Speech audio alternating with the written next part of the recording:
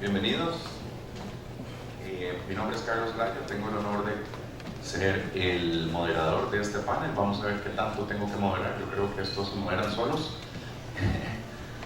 Pues bien, les propongo una pequeña agenda con base en cuestiones que han surgido a lo largo del día y algunas discusiones que hemos venido teniendo a lo largo de la semana y eventos muy importantes también que se han dado.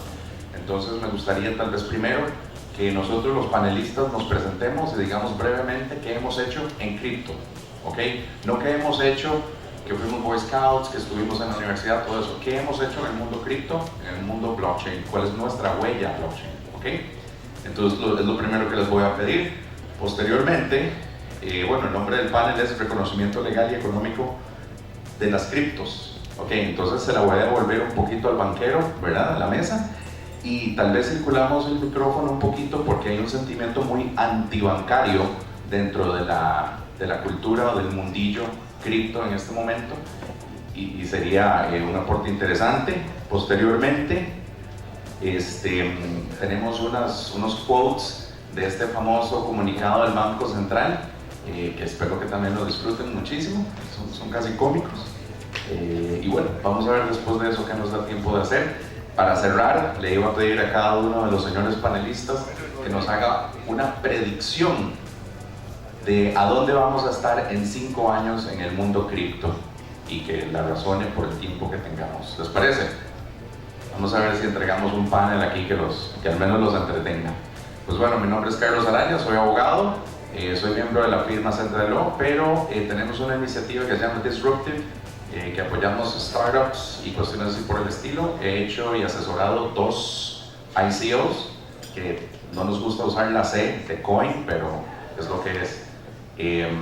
Hice cumplimiento para una empresa de escrow, etcétera, etcétera.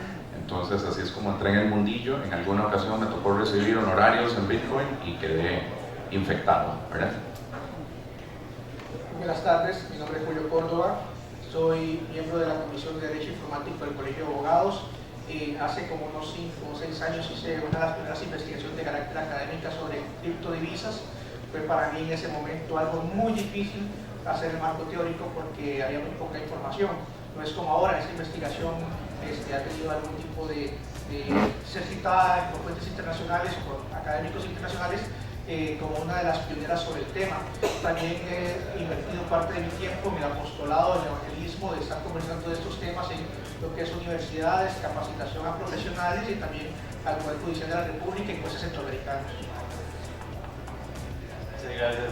Mi nombre es Mauricio Lara, mi especialidad se basa básicamente en la práctica del derecho internacional, del planeamiento tributario internacional, y básicamente fue a través de esta área de práctica en la que me involucré con Bitcoin en el 2013. En ese momento tenía un cliente que necesitaba hacer una estructura de planeamiento fiscal, me habló del tema y en realidad, o sea, lo empecé a estudiar, vi que era, digamos, un activo digital fácilmente movible que se podía convertir, digamos, en fiat o en dinero en otra jurisdicción. Me interesó muchísimo el tema y a partir de ahí me empecé a meter mucho en temas regulatorios relacionados al Bitcoin y a las políticas que se han establecido. Bueno, mi nombre es Gerardo Corrales, yo soy banquero retirado comercial de los olvidados en este foro. Estuve 20 años en banca, mi última posición fue a cargo del Banco Euromatic. Me interesé en el Bitcoin, se remonta al año 2011, cuando un sobrino mío de 15 años, Felipe Cotico, que vive en Atlanta, me llamó para preguntarme qué pensaba yo del Bitcoin. Yo no sabía el término, el papá también preguntó porque el hijo quería invertir, mi sobrino quería invertir en Bitcoin como a 14, 15 dólares. Y yo le dije que no. Y no compramos. Y después de ahí me empecé a meter, más que todo por interés académico. Soy parte de la Asociación FinTech, también con la idea de rebasar un poco el conocimiento en Costa Rica de las nuevas tecnologías disruptivas. Y desde ahí he estado en contacto con la comunidad, y aunque no lo crean, soy parte del chat cripto. Ahí me doy cuenta de todos los madrazos que le dan a los banqueros. Entiendo un poco la situación, pero también tienen que entender la presión de los reguladores hacia hacia los bancos, sobre todo las multas y el apremio corporal. Aquí hay causa penal y siempre el banquero queda en el centro de la bisagra, ¿verdad? Que se hizo la debida diligencia, que sí se aseguró de verificar el origen de los fondos, que se hizo el monitoreo del reporte de las operaciones sospechosas, y cuando hay dudas el banquero mejor prefiere echar para atrás, y sobre todo de que desde el punto de vista de negocios todavía el volumen de criptomonedas en el país es muy bajo, y entonces los banqueros prefieren hacer buena plata con márgenes de 20-25% en colones con las tarjetas de crédito. Eso es mucho mejor negocio en este momento y eso hace difícil que cambien el cassette, pero poco a poco ya los reguladores, siento yo, están más abiertos. Entiendo que la próxima semana o en 2 semanas el Banco Central va a sacar un nuevo pronunciamiento. La Dirección Económica y la Dirección de Medios de Pago están investigando más el tema de las criptomonedas. Hay que esperar a ver con qué se viene. Muy bien, muchísimas gracias.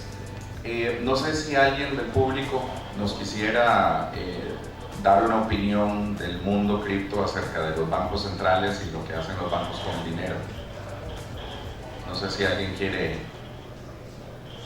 alguien se anima aquí con don Gerardo, que tal vez se enoja, pero en fin, la percepción es que los bancos inventan plata digitalmente. Entonces, ¿de dónde vendrá esa oposición tan férrea a dinero digital que en principio pareciera que es algo muy parecido?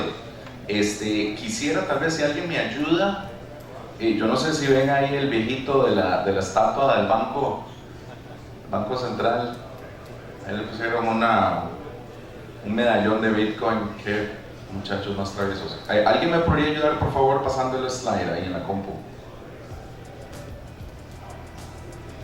Bien, eso es una porción, porque se ha hablado muchísimo acerca de esta comunicación del Banco Central con respecto a Bitcoin del 2017. Entonces, esta es la parte de ese comunicado que generó alarma en muchísimos sectores. Yo no sé si la pueden ver ahí, ¿la pueden ver? Se advierte a los participantes de los mercados financieros, de valores, de seguros y pensiones, así como casas de cambio, agentes de remesas, etcétera, etcétera, sobre los riesgos de la adquisición. Entonces, esto hace que se disparen un montón de alarmas en los bancos, empiezan a cerrarle cuentas a la gente y se empieza a, digamos que, diseminar el terror a las criptomonedas. Mauricio, de todas las diferentes categorías dentro de las cuales usualmente en tus exposiciones colocas las criptomonedas, ¿hacia cuál te estás inclinando más en este momento?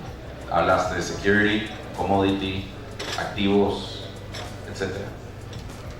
Yo me estoy enfocando más hacia el commodity y de hecho veo que es la línea regulatoria que se ha establecido en Estados Unidos y que probablemente guíe ese establecimiento de la regulación, por lo menos en Estados Unidos. El problema que tenemos en Costa Rica es que tenemos una bolsa de comercio que se constituyó en 1980. Por la coyuntura económica de Costa Rica nunca hemos sido un país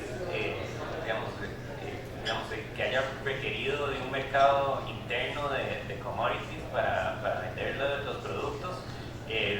Veamos los productos más importantes que teníamos era el café, que se cotizaba en el mercado internacional. Entonces en verdad no había sentido de hacer trading de café dentro de Costa Rica. El banano, nada más se lo llevaban todas las bananeras. De lo que me cuenta a mí la gente de la Bolsa de Comercio es que en algún momento el maíz se estuvo haciendo un poco de trading, pero también no somos grandes productores de maíz en Costa Rica, entonces como que pierde un poco de sentido. A lo que voy es que qué difícil que ese sea, digamos, el principio que va a guiar la regulación y que en Costa Rica tengamos solo una bolsa de comercio. Lo que les estaba comentando es que existe el procedimiento para que uno pueda inscribir una bolsa de comercio, que de hecho se le consulta previamente al Ministerio de Hacienda. Lo hicimos en julio de este año. La semana, que fue como la última semana de diciembre, nos mandaron un comunicado del Ministerio de Hacienda, porque ya habíamos presionado con el tema del silencio positivo y todo para inscribirnos en el registro y nos dijeron que no aplicaba el silencio positivo y que ellos estaban consultándole a su rival, no sé por qué, al Banco Central y al Ministerio de Economía para ver qué hacían. Entonces, estás con el hobby de hacerle consultas a entidades gubernamentales también. Exacto, Sí, perdiendo tiempo. Sí, perdiendo tiempo. Don Gerardo, ¿usted qué opina? ¿Commodity Security activo? Yo no quisiera que ustedes se metan en el mundo de security, porque es al extremo regulado, súper regulado, y la regulación es odiosa y es muy costosa. De hecho, los bancos tradicionales, parte de su tiempo del área de TI y demás, es tener un porcentaje importante de sus recursos dedicados nada más a reportería regulatoria, con sanciones, repito, no solamente pecuniarias, castigos al patrimonio, sino en el caso de Costa Rica, sanciones penales. Hemos visto el año pasado un caso muy sonado en el país, donde toda la junta directiva, la gerencia, las gerencias secundarias terminaron en la cárcel. Hay mucho nerviosismo en este momento en el sistema bancario por esa razón. Y entonces yo, al igual que Mauricio, quisiera pensar en commodities, porque prácticamente la legislación es muy flexible en el país, esta bolsa de comercio, el código de comercio, y realmente uno puede crear muchas cosas buscando la figura legal adecuada.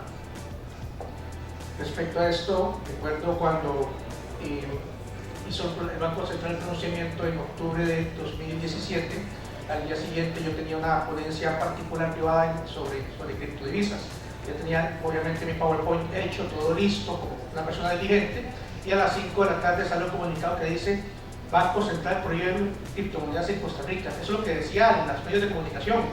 Y yo dije, ay Dios mío, ¿qué hago para mañana?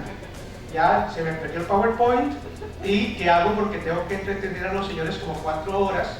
Y, o sea, ¿qué llego y les digo? ¿Verdad? Me pongo a buscar la posición, y lo que encuentro básicamente no es un acuerdo de junta directiva, no es un comunicado de prensa. Creo que le pusieron el título pronunciamiento, llamé al departamento jurídico, dijeron que era pronunciamiento, pero yo pregunté, ¿el pronunciamiento qué significa? ¿Como quién lo hace? ¿Como quién lo pronunció? ¿Un directivo? ¿El presidente? ¿Pronunciamiento? Bueno, ahí ya quedamos paz y luz, es eso. Cuando leo el comunicado me encuentro con algo muy diferente, y aquí para mí fue una muy bonita sorpresa. Cuando yo hago mi investigación hace como 6 años, lo que creímos es que el Bitcoin, por un lagunazo jurídico, podía ser considerado tal vez una moneda internacional, pero con lo que entonces, al ser moneda, estoy hablando hace 6 años, al ser moneda no se podía minar en el país, porque en Costa Rica hay un monopolio de la emisión monetaria y establece que solo el Banco Central puede hacer moneda, y si usted se pone a hacer moneda le dan un 25% de multa, y no en la moneda que uno hace, sino en la moneda de verdad, que es la de curso legal, que es el colón. Cuando surge este comunicado o esta posición, al ser no moneda, es lo más interesante, al ser no moneda, por lo tanto la minería sí se puede ya realizar en el país con paz y luz, y sí, ahí se paciencia, y hay que hacerlo como algo cultivo. Conste que minar, en el sentido que hubiera sido moneda, tampoco es delito, es una infracción de carácter administrativo, no es una sanción de carácter penal. Sobre esto, con la respuesta a la pregunta, para mí me voy a lo más básico, el derecho civil, no voy a hablar de derecho comercial, es de derecho civil. Las criptodivisas, que ni siquiera se llaman criptodivisas, después de lo que dijo el Banco Central, había una palabra que me había dicho Don Otto Mora por acá, que ahorita lo saludé, no son monedas. Algo son monedas, no se puede llamar monedas ni divisas. Entonces, ¿qué son? Criptoactivos. Son cosas con valor dinerario, son cosas con valor monetario. Entonces, al no ser moneda, por lo tanto están fuera de la regulación de lo que son los entes financieros, excepto obviamente para lo que decía el señor Lara cuando expuso temas relacionados con legitimación de capitales, que es algo que obviamente toda institución bancaria debe cuidar todo eso. Entonces, ¿qué es lo que tenemos? El Bitcoin o las criptodivisas en general son cosas, puntualmente cosas para los que no son del campo jurídico, cosas aquello que puede ser objeto de derechos. Sin embargo, como no es moneda, o sea, como es cosa, hay varias particularidades, y una de ellas es esta. El dinero tiene poder liberatorio en las obligaciones. Por ejemplo, cuando yo llego y suscribo un contrato, una obligación de dar, por ejemplo, pagar mi alquiler, yo llevo el pago ¿con qué? Con dinero del que estamos pactados. El poder liberatorio en Costa Rica está en el colón. Yo puedo pactar en dólares, yo pago en dólares, pero si quiero lo pago en colones. Pero el punto es que las criptodivisas, al no ser moneda, entonces no tienen poder liberatorio. Por lo tanto, si una persona llega y tiene un empleado y le paga en criptos, puede tener un severo problema con el código de trabajo, porque es imposible pagar más del 50% de un salario en especie. O peor, que le boten la puerta por trata, ¿verdad? Por un asunto de esclavitud, porque se estaría una persona que se le está trabajando a cambio únicamente de cosas, no de dinero.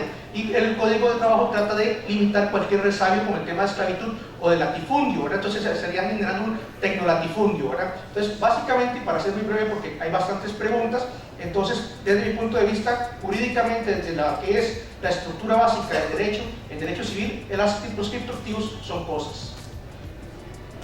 Bueno, entonces, definitivamente, el Banco Central dice no son monedas. Los aquí presentes pensamos commodity, cosa. Yo pienso que es un activo digital. Yo no sé si podríamos hacer una toma de opinión en público. Entonces, ¿quiénes votan por moneda? Las criptomonedas son efectivamente monedas. Tenemos... Sí, claro. Es interesante ese concepto del activo digital. De hecho, España, que también es una jurisdicción de corte civilista francés, estableció ya esa clasificación como activos digitales. Ahora, ¿por qué es importante? Bueno, de hecho, España fue el segundo país del mundo que logró incautar bitcoins como parte de una investigación criminal. El primer país del mundo fue Estados Unidos a través del proceso de Silk Road, pero en los países que vienen con el corte de common law, para ellos es más fácil, digamos, establecer qué es una cosa, porque no se basan tanto en la forma, sino en la sustancia. En Costa Rica y en los otros países que tienen corte civilista francés, nosotros nos guiamos por lo que está codificado. Aquí Julio lo está expresando bien. O sea, es una cosa, digamos, el commodity es un bien. Al final de cuentas, me parece que una legislación específica de cripto perfectamente lo podría asimilar, ya sea crear una nueva forma de activos como los activos digitales, o establecer que son commodities o que son cosas. Correcto, por ahí anda la cosa. Entonces, tenemos una persona que opina que son monedas. ¿Quiénes opinan que las criptodivisas, cryptocurrencies, tokens o lo que sea son commodities? ¿Quiénes se inclinan por la definición de commodity? Okay, tenemos un poquito más, unos 5, una cuestión así. Securities, ninguno. Ok, de verdad tenemos que huirle al tema de securities porque nos vamos a ahogar en regulación. Y la otra posibilidad era activo digital. ¿Quién estaría de acuerdo con esa hipótesis? Ok, bueno, lo que puedo notar es que sí, no tenemos consenso, pero para nada, ¿verdad? Entonces estamos exactamente donde estábamos antes. Tengo una pregunta muy específica para don Gerardo. Don Gerardo, vi en sus notas una parte que pasó rapidísima cuando estaba con el aparatillo que mantener la moneda en circulación y que el sistema económico nuestro sea basado en moneda física le cuesta al Estado 500 millones anuales. ¿En qué se gastan esos 500 millones de mantener una moneda física circulando? Sí, son todos los costos operativos relacionados con el manejo del efectivo, desde lo que es el resguardo del efectivo, las bóvedas, el alquiler de las bóvedas, el transporte de valores para poder alimentar los ATMs, los cajeros automáticos, las provisiones para riesgos, los costos así del billete. Todo eso es un estudio de los bancos comerciales y el Banco Central. Y en general sí es claro de que el mundo está yendo a una eliminación del uso del efectivo. Ya hay bancos centrales que han declarado 2021, 2022 se elimina el efectivo. Ya incluso en otros países más avanzados se eliminó el uso del efectivo y se va hacia la transacción electrónica. Porque el efectivo no tiene trazabilidad. Y el mundo cada vez más quiere trazabilidad. Pareciera una fortaleza enorme de las criptomonedas. Claro, pero ahí viene el tema, es que ustedes manejan muy bien los conceptos y creen que toda la gente maneja el mismo conocimiento de ustedes, y no es así. Parte de los comunicados del Banco Central y los bancos comerciales es, creo yo, por la falta de conocimiento del producto. Por ejemplo, ustedes dicen, o les dicen a las autoridades, no, es que las criptomonedas son anónimas. Y ustedes dicen, no, son pseudo anónimas. Bueno, ¿qué significa eso? La semana pasada, creo, salió un caso particular de alguien que había secuestrado a un empresario y que le lograron hacer la trazabilidad porque utilizó los bitcoins en España, creo que fue una buena vida, ¿verdad? Y lograron, a través de los ADCs, llegarle exactamente al origen de los fondos. Entonces, ha faltado, creo yo, divulgarle a las autoridades, al público en general, de que no es cierto de que las criptomonedas sean anónimas. Ahora, como todo medio de pago, han habido estafas, han habido fraudes, pero eso ocurre en cualquiera de las actividades.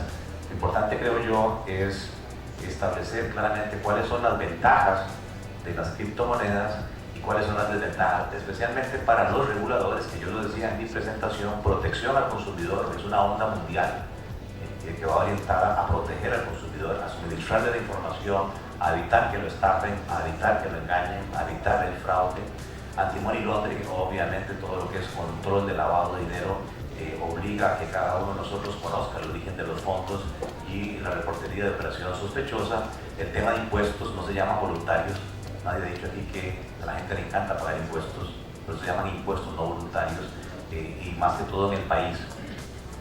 Se dice que las criptomonedas podrían ayudar a la evasión fiscal. Y finalmente, lo que yo mencionaba, la preocupación de los bancos centrales a futuro de que eventualmente pierdan el control de la política monetaria y su efectividad vía tasas de interés en controlar la inflación y eventualmente el crecimiento económico. Eso sí los tiene sumamente preocupados, y por eso ya algunos bancos centrales están emitiendo Central Bank Digital Currencies. Correcto, ese digital currency sería la versión digital de la moneda nacional, ¿verdad? Para hacer esa aclaración.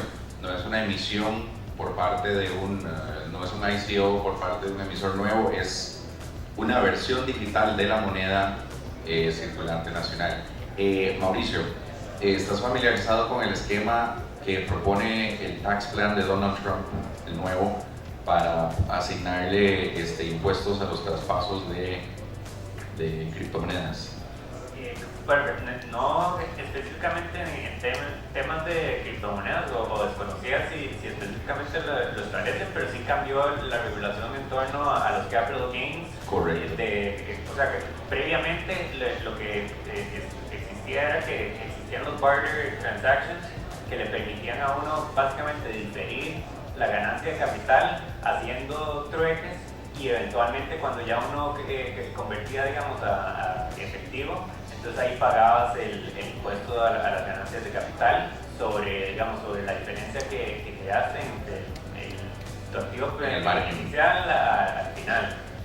Lo que cambió en esa regulación ahora es que tienes que pagar con cada transacción. Eso obviamente se hace sumamente complicado en temas particularmente en temas de trading de criptomonedas, porque el trading ocurre en segundos y muchas veces a la vez. Entonces, imagínate cómo se podría resolver con un smart contract, ¿verdad? Que de la transacción mande tanto de una vez a Hacienda y ya sale uno de eso, ¿verdad? Claro. Es una posibilidad. Totalmente. Julio, en el comunicado del Banco Central leíste la palabra ahorro y te espantó. ¿Por qué? Es bastante interesante porque el comunicado del Banco Central se basa, el corazón es las criptoactivos, pero las criptodivisas no son moneda. Esa es como la frase lineal, o sea, ese es el principio universal de todos los párrafos. O sea, no son monedas. Y luego, como en el penúltimo párrafo dice, por lo tanto se advierte a quienes ahorren en cripto, y ¿cómo se va a ahorrar si no son monedas? O sea, solo se puede ahorrar en dinero. Si yo tengo un lote o tengo un carro, eso no se llama ahorro, eso llama lo invertido, lo gasté. Entonces, si no es una moneda, por lo tanto no se puede ahorrar en eso. Eso es una inconsistencia conceptual del comunicado, del cual quiero hacer una observación. Mira, es muy triste lo que acaba de decir del señor Corrales de que en 15 días van a cambiar la posición, porque soy pesimista. Para mí, la posición con la que el Banco Central zarpó con el tema es muy positiva. Aquí hay un sustrato ideológico que es básicamente una economía más de carácter civil, de confianza interciudadana, de confianza más en las personas y menos en los gobiernos, que es con lo que podemos decir que es el postulado filosófico del cual parte toda la criptoeconomía. Y básicamente, en vez de confiar en las monedas que emiten los estados por medio de sus bancos centrales, estamos confiando en monedas de carácter civil, emitidas sea por un ente centralizado o por una red peer-to-peer de blockchain. Sí, considero que este sistema actual era el más beneficioso para el negocio. Me pareció profundamente extraño que un país que sea tan interventor, tan regulador, tan creyente en el Estado haya tenido una postura tan favorable. Sin embargo, creo que posiblemente las próximas posturas van a ser más desfavorables al respecto y posiblemente va a empezar a tomar una postura más regulatoria para asfixiar, y creo que va a ser asfixiante para quienes tienen algunos tipos de emprendimientos o están invirtiendo en esos campos, porque lo voy a poner así, es un postulado filosófico: los pueblos prosperan de noche cuando los gobernantes duermen. Entonces, si los gobernantes empiezan a tirarse mucho de las criptodivisas, esto se va a asfixiar. Muy bien, casi se nos acaba el tiempo. Quisiera pedirle a cada uno de ustedes una predicción de dónde vamos a estar en la relación gobierno, moneda, criptos de aquí a unos 5 años. Vamos a ver, un pesimista ve una amenaza en cada oportunidad, un optimista ve una oportunidad en cada amenaza. Yo quiero ser optimista, como lo fue Winston Churchill. Esa frase no es mía, de Winston Churchill. Yo creo más bien al contrario de lo que decía Julio, de que hoy tenemos funcionarios, entre comillas, más modernos en las autoridades respecto a los anteriores cuando se emitió el documento del 2017. De hecho, el presidente del Banco Central es un ex Fondo Monetario. Yo lo planteé en mi presentación. Una de las grandes admiradoras de las criptomonedas, nada más y nada menos, es Christine Lagarde, que es el CEO del Fondo Monetario Internacional.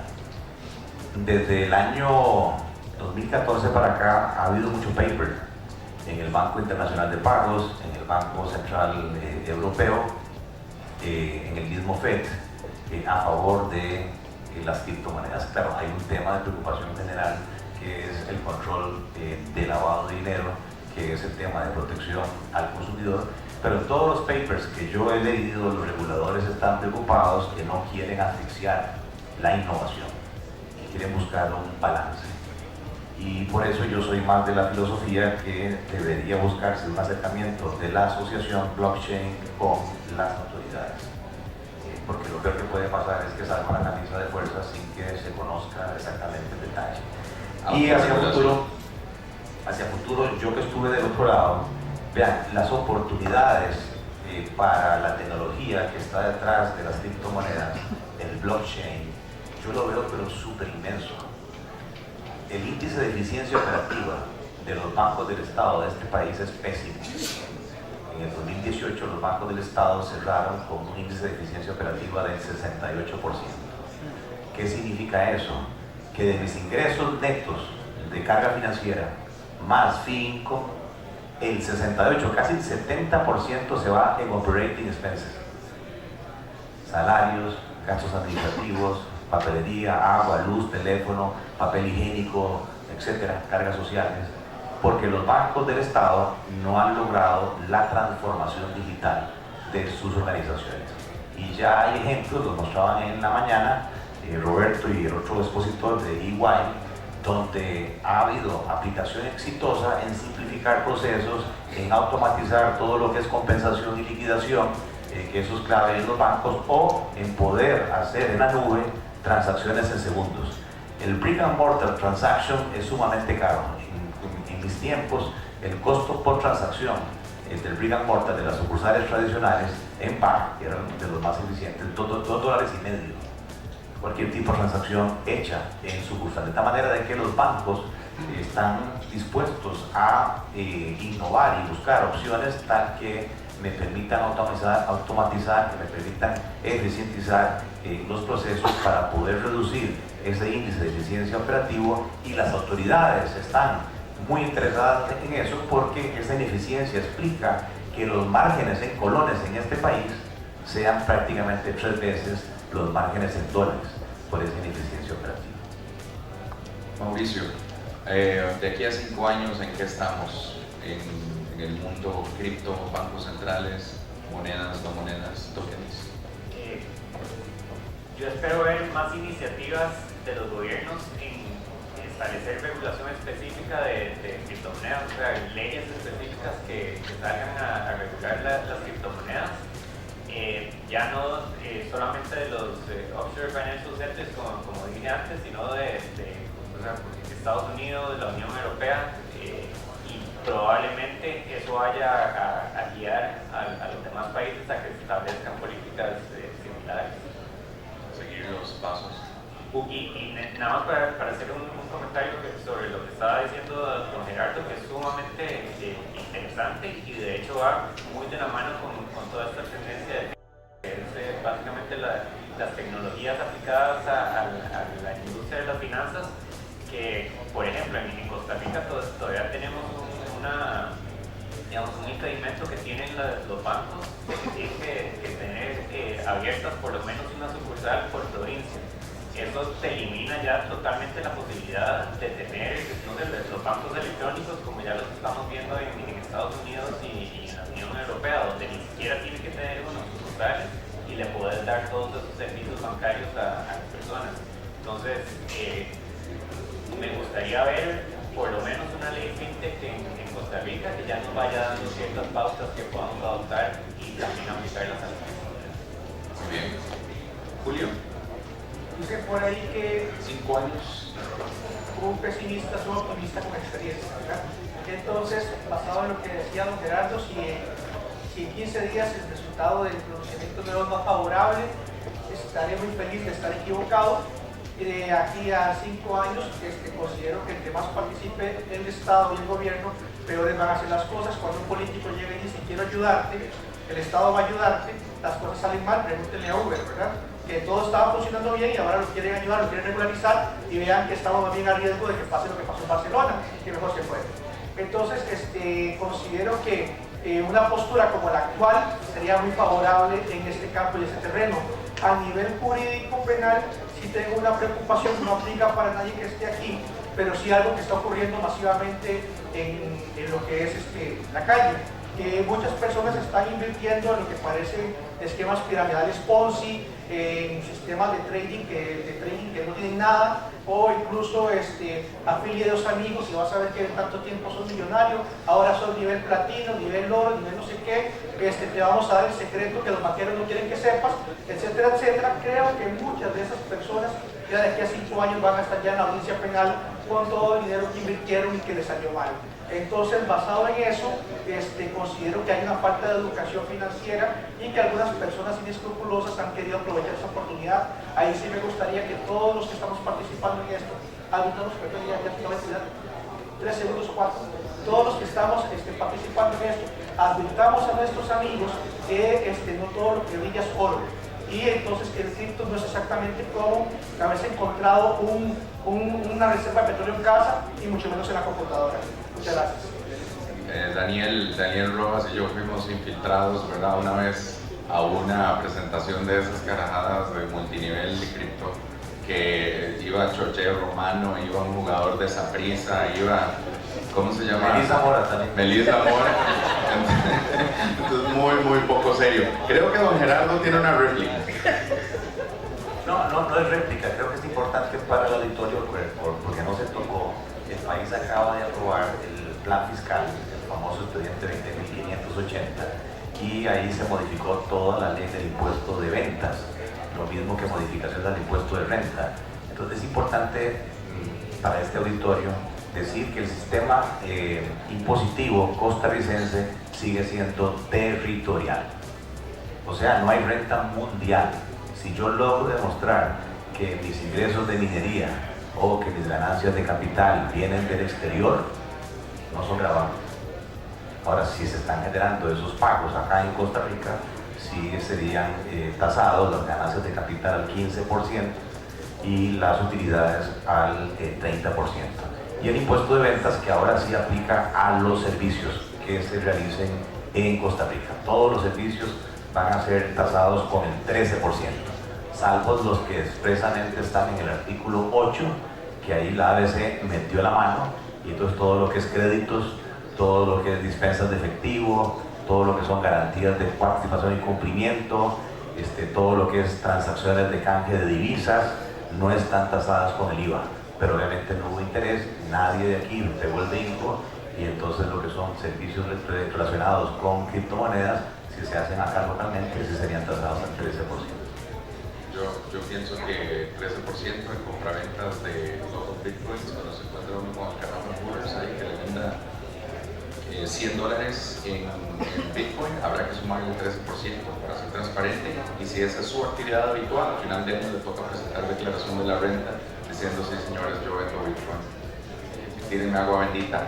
Bueno, eso es todo. Les agradezco montones a estos tres caballeros. Durante el coffee break les voy a dejar eso ahí para que lo vean. Eso es una propuesta de negocios que recibió un cliente. Tiene una propiedad enorme en San Juanillo, en Guanacaste, y alguien le escribió y le ofreció $3 millones en un token que no se ha emitido. Ajá. Entonces le pagaba con $3 millones de un token que se llama Kryptonite Luxury Token, una cuestión así, que se iba a emitir como en febrero, y el señor de la finca tenía que quedarse sentado encima de sus tokens por 6 meses mientras lograban listarlo en un exchange. Ahí está todo, es comiquísimo. Muchísimas gracias. Buenas tardes.